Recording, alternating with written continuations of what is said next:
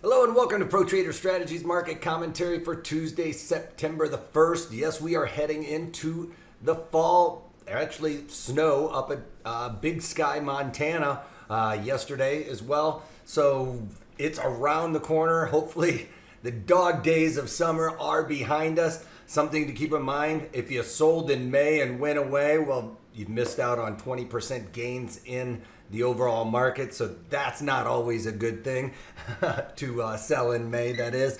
All right, so you might recognize me as the Wolfman from mainstream media, where I've talked about everything from economic to geopolitical and how that all impacts the markets with my market analysis. And I'm going to do the same thing in these daily market commentaries, but I'm going to go a little bit further and talk about the trades that I put on based on some guidelines that I've set forth over put down on pen and paper over my 20 years of trading options.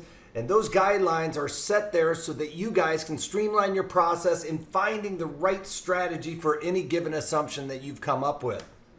So without further ado, let's get on with the economic data because we've got a lot to go through today. There's a lot of things going on in the overall market. So I'm going to kind of skim over across the pond because they had their PMI data, which is Purchasing Managers Index. Anything above 50 is expansion. Anything below 50 is contraction. But keep in mind, these PMI numbers aren't really the numbers we look for out of Europe. We look for the flash estimates there. Those are going to be the ones that are the leading indicators, if you will. These are still leading indicators, but they're a little bit behind the curve there on their release. We got the Spanish manufacturing PMI coming in just slightly below 50 at 49.9. Across the board, manufacturing PMIs pretty much coming in line with expectations or slightly higher, which is a good thing. Anything below 50, though, is contraction, and we did see that out of the French manufacturing. France and Germany are the bigger manufacturing sectors of the European region, and Germany came in above 50, so that was good at 52.2. All right, Great Britain also coming in above 50 at 55 there. And here in the United States, we got our ISM, which is the Institute for Supply Management. That is our main manufacturing PMI economic data point. That came in at 56. It's one of the highest readings we've seen in a very long time, and it was expected to be 54. Also, one thing to note about this manufacturing is that we weren't seeing really the employment numbers we would expect to see from a resurgence in the manufacturing sector. So a lot of this might be due to manufacturers taking the time to turn things autonomous, and that is going to hurt the overall manufacturing worker. Also, construction spending coming in lower than expected at 0.1%, expected to be 1.0 or just 1%. Also, all day we're getting total vehicle sales, so keep your eyes out on that. And Bernard is speaking probably right in about an hour. All right, so let's talk about the overall markets. Crude oil, right in line with expectations. It probably needs to come off the board on talking about it. Gold did make a surge up into 2,000, just printed $2,001 earlier this morning, but starting to see a little bit more weakness. We're seeing some strength in the equities today, and that's probably a catalyst for that. The markets were selling off earlier in the morning, but we got our PMI numbers, and that kind of turned the tables on everything. Plus the tech sector really doing well with these stay-at-home stocks that we'll talk about here in a little bit. Bonds are pretty much unchanged on the day, down 3 ticks, but that's pretty much unchanged. I do foresee bonds starting to creep higher. We still haven't come out with any new stimulus. That is going to be the real catalyst, and maybe even Bernard speaking later on today about interest rates could give that a little bit more of a lift. VIX is in slightly negative territory, but we are seeing a surge in the equities, mostly led by the tech sector. You can see here the Dow Jones Industrial Average up 77 points, starting to pierce above and starting to look like it wants to break away to the upside. Deere really doing well. That stock all-time highs again today. Don't have a position in it, but just came top of mind. We got the NASDAQ here up over 1%, 128 points on the day, breaking above that trend channel that I was talking about as a parabolic. It is about ready to go more parabolic, if that is even possible, but it is starting to really push higher. I was expecting us to start trending sideways into that old trend channel that we had put up about a year ago. Now we're basically above this parabolic trend channel that is at about a 45-degree angle, so that is pretty steep. Market's really pushing higher and led by the tech sector there. E-mini S&P is positive on the day. Doesn't look like it wants to hold back either. Looks like this old topping pattern is not going to get confirmed, despite the fact that this morning it was looking pretty much like it was getting confirmed. So I am looking to pull the ripcord on a few trades that I have played to add negative deltas to my portfolio. I'm going to be looking to pull out of those pretty soon. It's just not following through with what I was expecting to see. It is more of a rollover here at these highs, but the markets are cruising higher, so I'm going to, and piercing some of those levels that I was looking at as resistance. So I'm going to be looking to pull off some of my short deltas here shortly. You can see overnight inventory was long, but we started seeing some weakness on those economic data points from across the pond. But today, coming in, as soon as we got that PMI here in the United States, you can see that gave us some lift. Also, earnings coming out really gave that a push to the upside as well.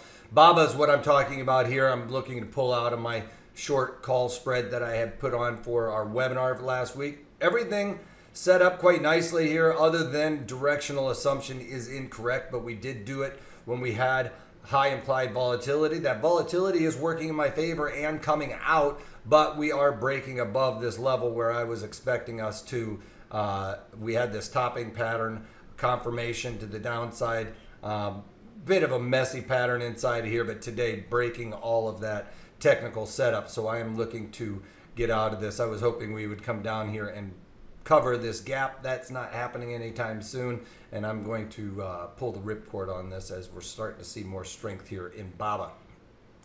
All right, Zoom. We've been talking about this forever. I mean, up tremendously on this whole coronavirus. They're probably one of the best performers during that time, as everybody is doing Zoom calls, even the kids at home. They beat on earnings, forward guidance, knocking it out of the park, and they were up almost 50% at one point in time on the highs after that opening. We're seeing a little bit more profit taking going on right now, but Zoom just crushing it. One of the things that's interesting to note is the person who started Zoom, I think his name is Juan, with a Y, Y-U-A-N, and he tried in 2011 talked to Oracle about everybody really going to this mobile, and Oracle needed to really start pivoting towards those mobile phones and everything else. Well, they said, now you're out of your mind. So he left and started Zoom. So people are talking about who should Zoom buy to diversify. Well, maybe Oracle. That's what I said. That would be some crazy sweet justice there. I don't have a position in there. BILI, which is the YouTube of China, very into 5G as well, just blasting off again today to the upside, up almost 10% right now, as you can see here on this move at this point in time. So these are just some things that I've been keeping an eye on.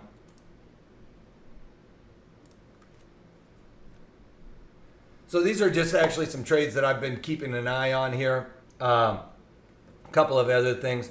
Uber is starting to push higher, so I'll talk about that. That's a stock that I'm actually considering getting out of as well. Remember, I sold some calls on this, and then they got a reprieve on the mandate that they were going to have to make all of the drivers employees. I was expecting that to cause a little bit more weakness, but that reprieve has given them a surge to the upside. Now, we are testing this upper bound area where I'm becoming a little bit less comfortable with this short trade in Uber, so I'm going to be looking to pull the ripcord out on this. So those are a couple of the things that I have as negative deltas that I'm not really thrilled about at this point in time, and looking to pull the ripcord on those going forward today. So I haven't done anything at this point, but those are things that are on the docket for me to keep an eye on and probably get out of sometime today. So that's all I've got for you guys. Please take a moment to go over our disclaimer, as we are an educational company.